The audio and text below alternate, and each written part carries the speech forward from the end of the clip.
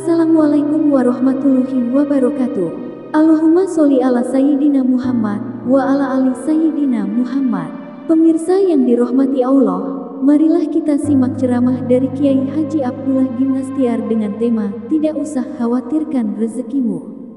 Sebelumnya marilah kita perbanyak sholawat minimal 1000 kali sehari, agar hidup kita penuh barokah dan mendapatkan syafaat kelak.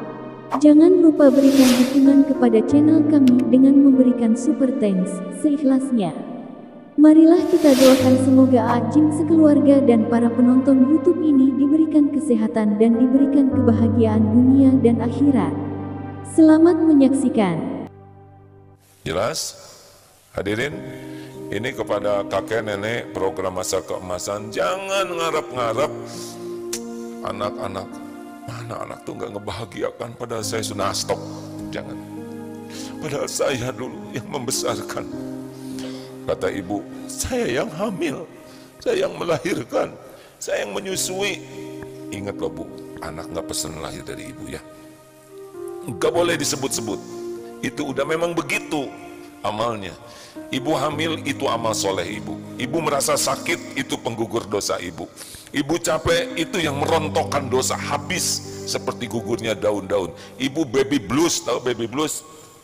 Bukan 3 blues, baby blues. Ya itu saya juga baru tahu ya, yang baru punya anak satu, wah bingung nangis. Itu penggugur dosa. Bapak membanting-banting tulang, terus meres-meres keringat, capek mencari nafkah, baru juga dapat dikasihin habis, bahkan kurang terus. Nggak usah mengeluh pak, itu memang ladang penggugur dosa kita. Wasobin itu capek, nasobin itu capek, wasobin itu capek, sakit, itu semua penggugur dosa kita. Nggak usah rewel ya, makin ingat kebaikan, makin sakit hati. Makin nyebut-nyebut kebaikan, makin sakit hati. Makin menuntut orang lain berterima kasih, makin sakit hati. Makin nuntut orang lain balas budi, makin sakit hati. Kenapa? Karena kurang ikhlas. Lakukan. Jawab hadirin, saya nggak boleh mengharapkan jawaban, tapi gimana gitu, lakukan, lupakan. Belajar pikun terhadap kebaikan yang kita lakukan ya. Keberapa itu teh? 2. Niatnya benar, caranya juga harus benar. Udah nggak usah macam-macam. Gimana tentang rezeki? Tenang, rezeki, karir, tetek bengek duniawi itu ngikut kok. Kalau kita diniatkan setiap kegiatan kita jadi amal, rezeki kita nggak akan kemana-mana. Nggak akan kemana-mana. Apa yang untuk saya pasti ketemu. Apa yang bukan untuk saya nggak akan ketemu. Apa yang untuk saya tidak bisa diambil orang. Allah tahu rezeki saya karena Dia. Dalilnya surat Hud ayat 6. Wa ma min dabatin fil ard illa 'alallahi rizquha. Tidak ada satupun makhluk melata yang Allah ciptakan kecuali Allah pemberi rezekinya. Allah sudah siapkan semuanya. Kalau kita niatnya lurus, caranya benar, ketemu kok. Ketemu nanti rezeki kita. Karir juga ketemu. Nggak usah ribet sikut-sikutan, licik-licikan, nggak perlu. Lurus-lurus saja hidup ini. Ini saya dagang ini, ternyata teman saya juga dagang. Itu juga ngikut jadi dagang. Ini pada dagang, dagangannya sama, lempeng saja. Emangnya kalau banyak pedagang yang sama, Allah jadi pelit? Kan? Lihat tukang tahu sepanjang jalan, di mana tuh? Sejauh mata memandang, tahu tidak yang jualan tahu di sana. Beres rezeki mah. Ada seorang paman yang ngajarin, yang punya bubur ayam laku sekali, sampai orang-orang dari Jakarta luar kota antri pada gerobak biasa. Itu Allah yang nakdirkan laku hadirin.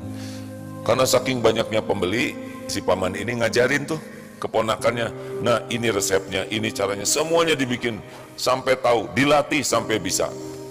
Kamu sekarang bikin yang sama ya, nanti gimana paman? Gak ada masalah, rezeki itu Allah yang bagi. Sana akhirnya bikinlah usaha yang sama di tempat berbeda, laku juga sampai orang-orang pada antri.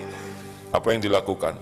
Ini kasihan orang antri gini mau makan bubur saya, kadang nggak kebagian. Dibuatlah resepnya itu, kemudian difotokopi, dibagikan.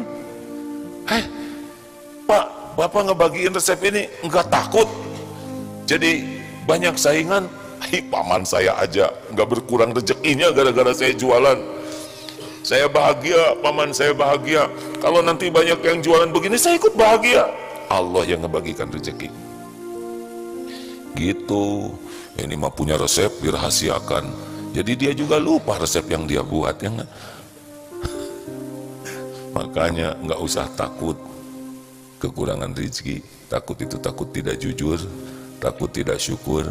Kalau dikasih takut tidak sabar, kalau sedang ditahan takut tidak ridho, kalau diambil oleh Allah. Kalau waktunya diambil, nggak apa-apa, ambil, milik Allah kok. Ya, jangan suka berat kalau waktunya diambil rezekinya oleh Allah. Ya, belajar dari siapa? Tukang parkir. Lihat, nanti perhatikan tukang parkir itu ya, yang di kotak wasiat itu ya, yang di kotak ajaib itu. Lihat tukang parkir itu ganti-ganti mobil, tidak pernah sombong. Keluar mobil bagus, mobil keren, ganti mobil sederhana, nggak ngepek buat beliau. Bahkan diambil sampai habis, nggak sakit hati, nggak sedih. Kenapa?